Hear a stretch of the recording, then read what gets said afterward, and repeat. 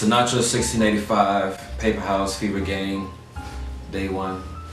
Forever, that's my first name. But when I changed it to Sinatra 1685, my original purpose is like, I want to have something like, first that's memorable, and then like, when I make music, I want to be more like a catchy type thing. Like, I want you to like, let's see, like, remember it like as a classic. Like, when you think Frank Sinatra, you think, oh, classic music, whatever. So whenever I make music, I want it to stick with you like forever.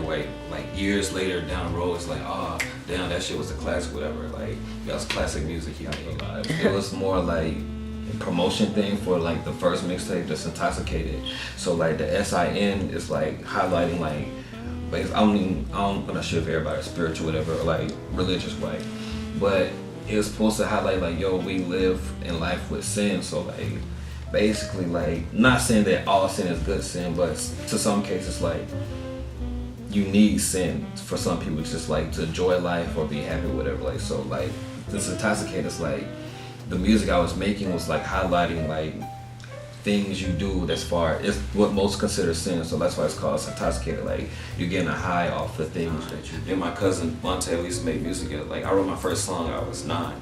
My stepdad took me to, where was I? Somewhere in Southwest London, near the West End. This guy named Haywood, he recorded our first song, whatever. Well, no, I wrote the song when I was 9. I didn't record it until I was 10.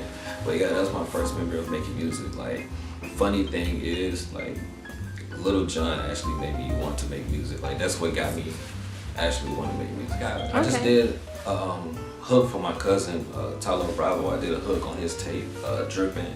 And then I got some music that I'm about to put out for myself that I've been working on.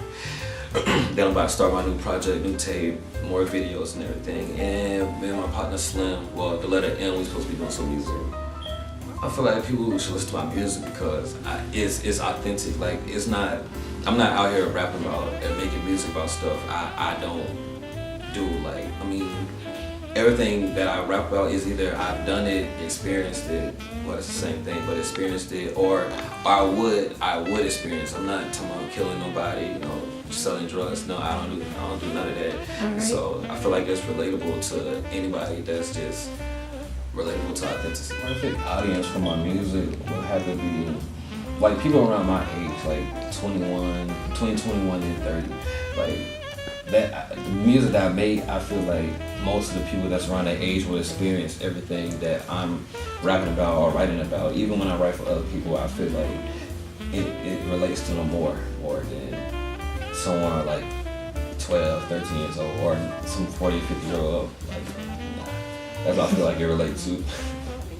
This is from a track from SINtoxicated 2, Third Eye.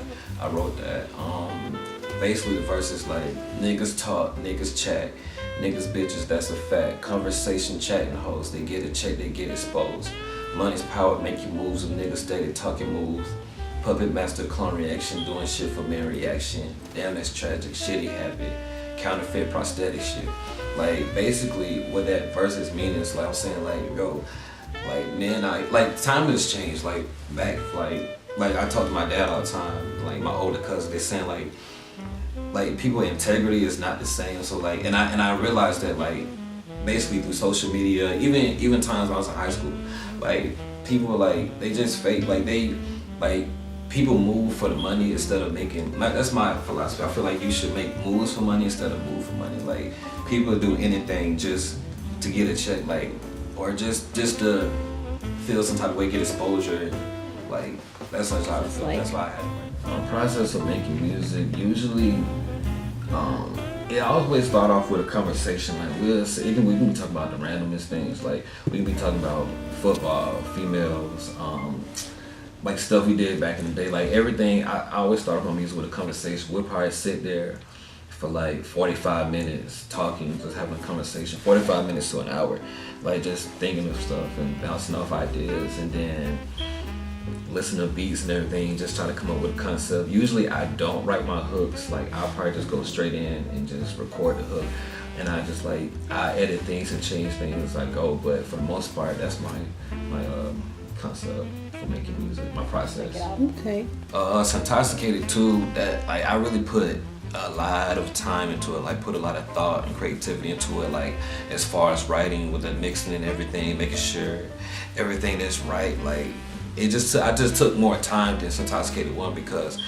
even though SINtoxicated 1 is dope in itself, but I feel like I rushed that project and just rushed and put it out. And then me personally, I just wasn't in a good place during that time. But like SINtoxicated 2, that's dope. That's my favorite body of work that I've ever done. Like I love every song. Like I can't pick a favorite, but still I love every song. Awesome. Instagram, Sinatra, SINATRA 1685.